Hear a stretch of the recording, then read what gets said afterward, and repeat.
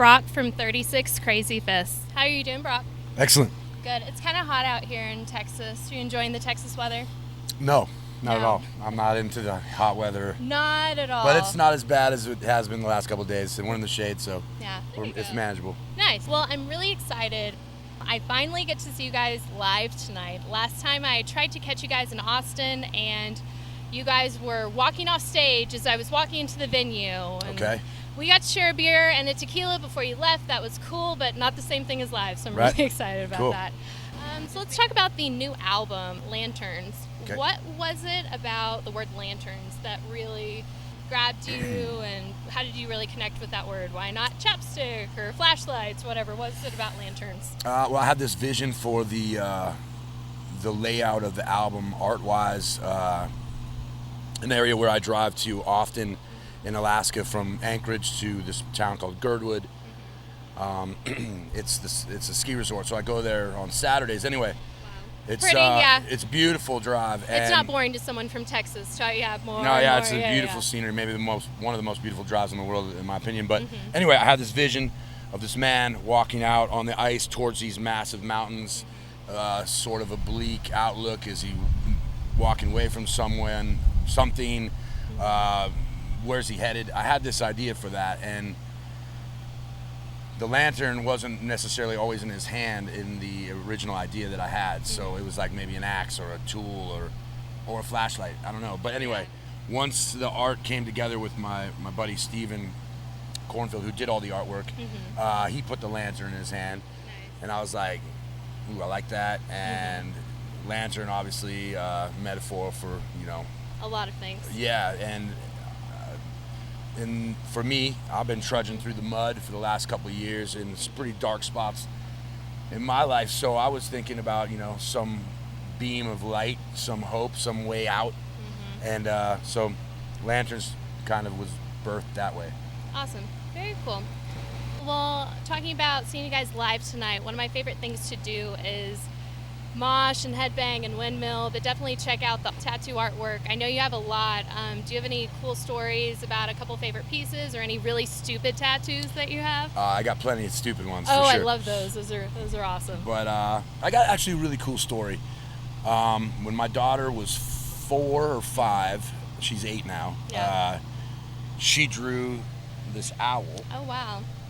And she X'd out the eye. I don't know if you guys see that. But in high school, I always drew this skull on all my paperwork with one eye X'd out. And when she drew that, and she called it the pirate owl, and I was like, that's cool.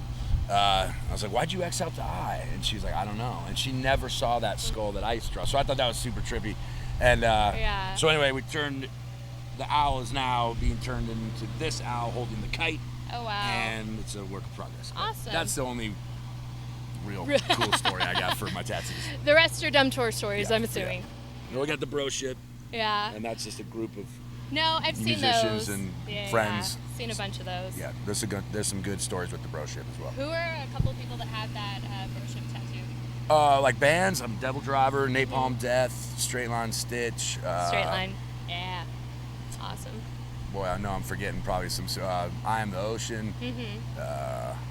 I don't know. Gotcha. There's a bunch. People. There you go. Yeah. So people have it. Sorry if I left you out. Probably somebody that was very important. Clifton no longer around. They were like the starters of the bro ship, Salt Lake City. Okay. At least I got those guys. Well, that's actually really cool. I have the same story. My dad passed away when I was little, and as is life, it happens. I just hate saying it. It's matter of fact, happened so long ago, but you hate it. You hate to make people cringe when you say it, but I'm telling a story. Yeah.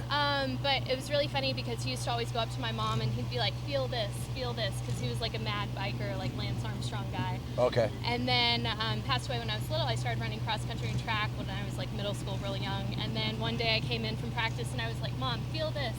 And she's like, your father used to do that? And I had no idea, and I just started doing it. Wow, that's crazy. Very funny. So I think that is hereditary. That's really good. So you guys are an Alaskan band, born, bred, been there forever. Sarah Palin really ruins the idea of Alaska for a lot of Americans. Can you recommend any metal bars, rock bars? Is there any weird food that you guys eat up there that maybe we could check out if we ever make it there?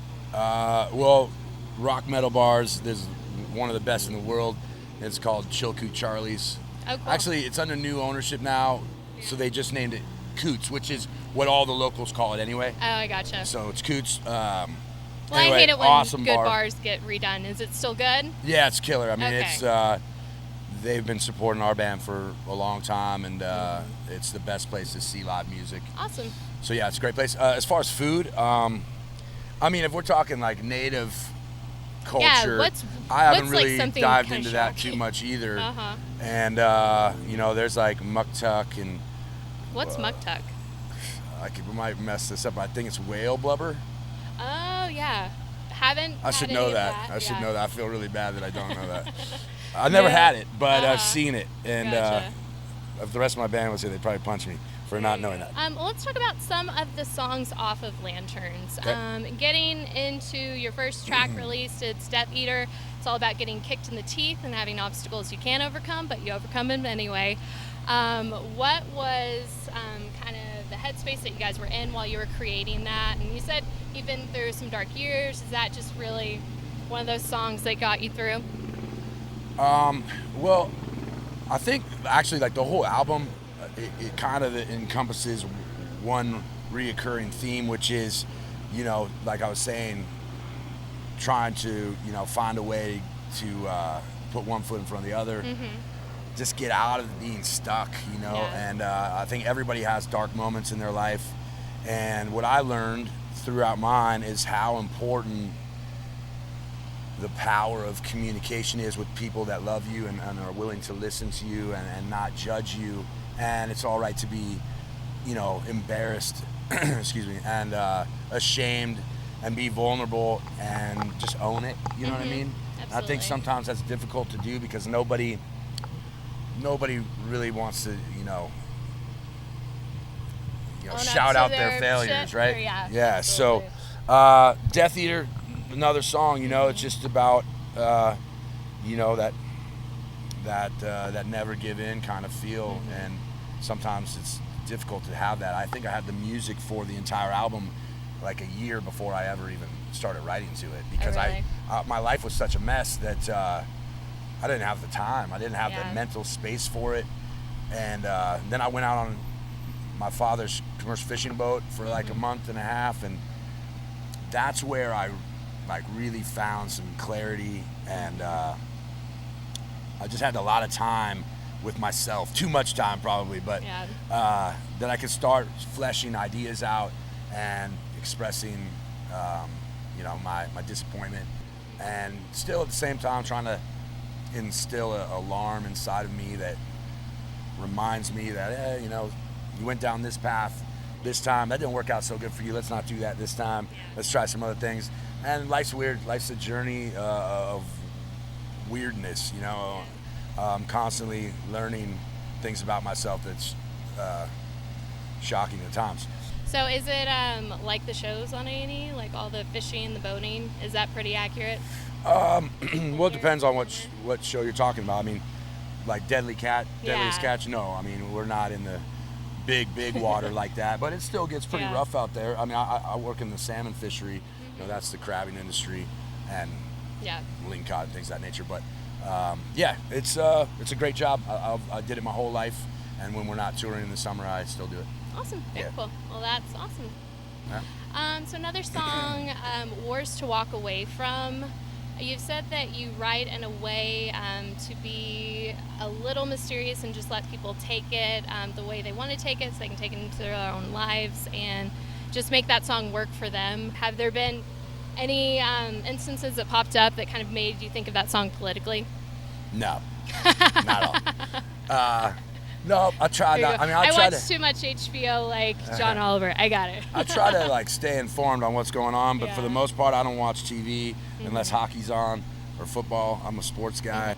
Well, you can at least go somewhere where you don't really have to know what's going on or what city you're in. Yeah, so this is definitely nice the job escapism. for that. Yeah, it's nice. And one last question. You mentioned hockey, and I know you're a big hockey dude. Predictions for the season. Do they have fantasy hockey league? Yeah, they do. Oh, they do? Okay, cool. They have fantasy hockey league. Yep. I thought it was a joke. It's real. Got it. Do you partake, or do you have any expectations for the season? I don't partake in fantasy hockey. It'd be pretty hard to keep up with, to be honest. Yeah. Much harder than football, I'd assume, just because there's way more games. But anyway, I'm a diehard Philadelphia Flyers fan. We're in a rebuilding process. Didn't make the playoffs last year. Hopefully we make playoffs this year. Was it rigged? No, they just weren't good enough. Okay, it wasn't rigged, but yeah.